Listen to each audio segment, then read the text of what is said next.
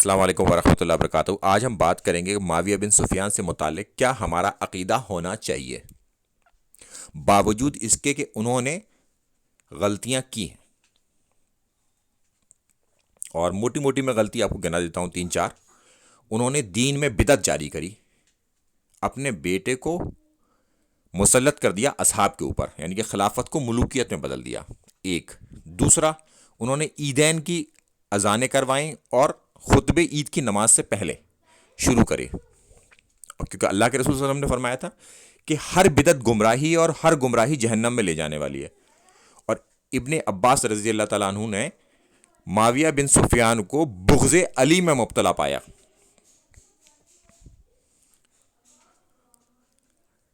اور اللہ کے رسول صلی اللہ علیہ وسلم نے فرمایا تھا کہ علی سے بغض منافق ہی رکھے گا۔ معاویہ بن سفیان نے ممبروں پہ سے مولا علی علیہ السلام کے اوپر لعنت کروائی اور سب کروائی، یعنی کہ گالیاں دلوائیں، باوجود اس کے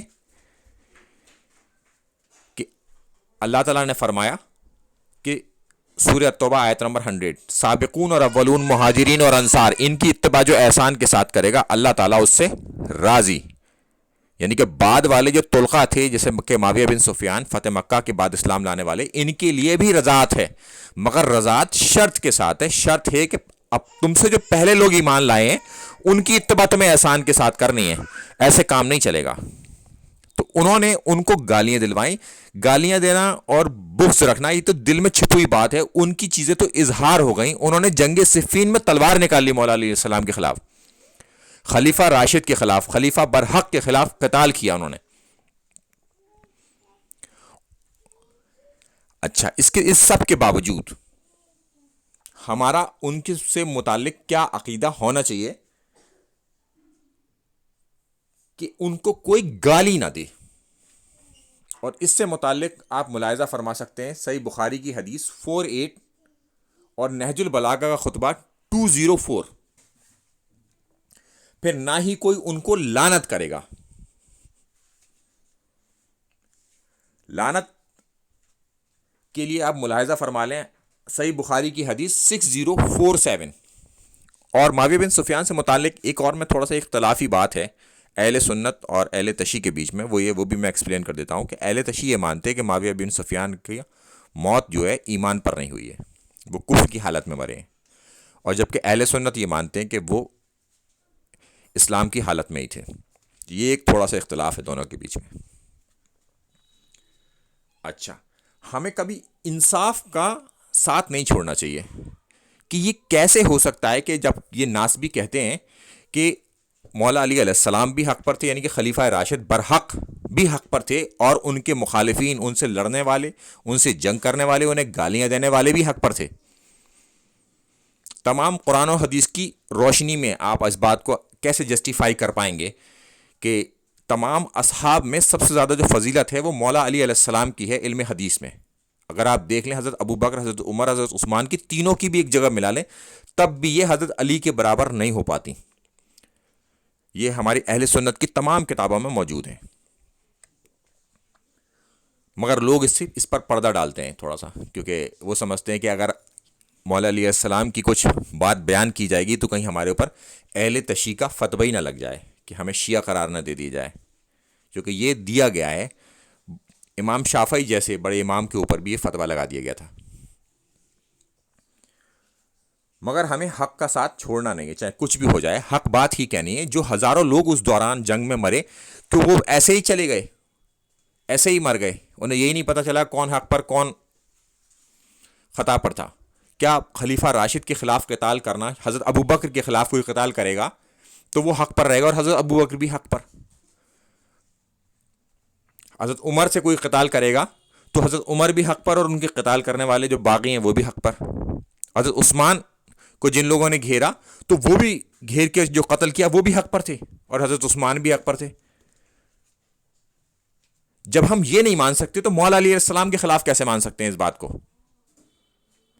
کہ جو بھی خلیفہ راشد کے خلاف قتال کرے گا، ان سے جنگ کرے گا، وہ حق پر نہیں ہو سکتا، وہ حق سے ہٹا ہوا ہوگا۔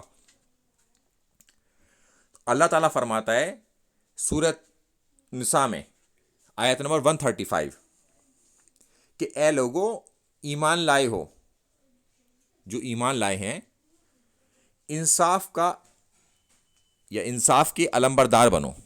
اے لوگوں جو ایمان لائے ہو وہ انصاف کے علمبردار بنو، یعنی کہ جو ایمان لا رہے ہیں وہ انصاف کے ساتھ ہی رہیں گے۔ تو ہمیں حق بات ہی کہنی چاہیے، اور اس سے متعلق جو اب ہم بات کہنے والے ہیں وہ یہ ہے کہ مستدرک حاکم کی حدیث ہے 4628، جس میں اللہ کے رسول صلی اللہ علیہ وسلم نے فرمایا کہ قرآن برحق ہے، یعنی کہ قرآن ہی حق ہے، اور مولا علی علیہ السلام قرآن کے ساتھ ہیں۔ تو جو قرآن کے ساتھ ہو وہ حق سے ہٹ سکتا ہے کیا؟ اور جو قرآن کے خلاف قتال کر رہا ہے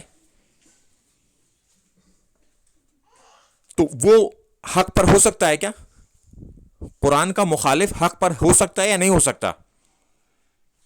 جواب ہے نہیں ہو سکتا، وہ کچھ بھی ہو جائے، کیونکہ حضرت علی قرآن کے ساتھ ہیں، اللہ کے رسول صلی اللہ علیہ وسلم نے فرما دیا، اور قرآن حق ہے۔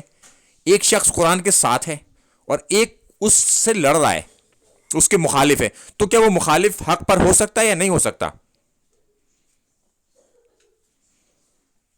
ان تمام تر غلطیوں کے باوجود بھی نہ تو گالی دینی ہے معاویہ بن سفیان کو، نہ لعنت کرنی ہے ان کے اوپر۔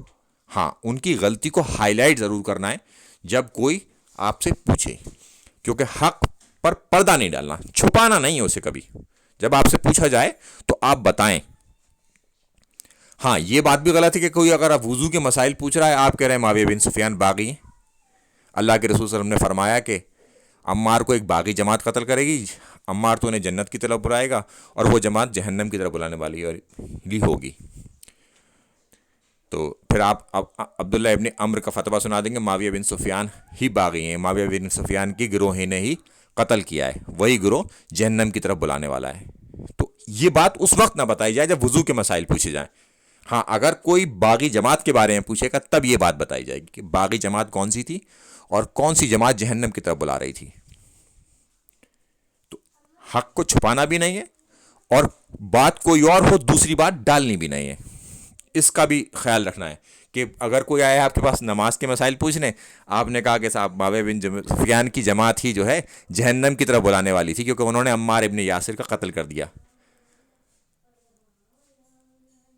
تو میں سمجھتا ہوں کہ میری بات کلیئر ہو چکی ہوگی معاویہ بن سفیان سے متعلق ہمارا کیا عقیدہ ہونا چاہیے۔